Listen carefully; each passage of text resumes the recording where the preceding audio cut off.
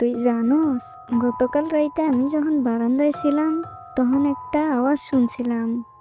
আসলে কেমন আওয়াজ? ঠিক যেন কেউ বারান্দায় টোকা দিতেছিল। আমি বাহিরে তাকিয়ে যেমন দেখলাম কেউ নেই। হ্যাঁ, তারপর কি হয়েছে?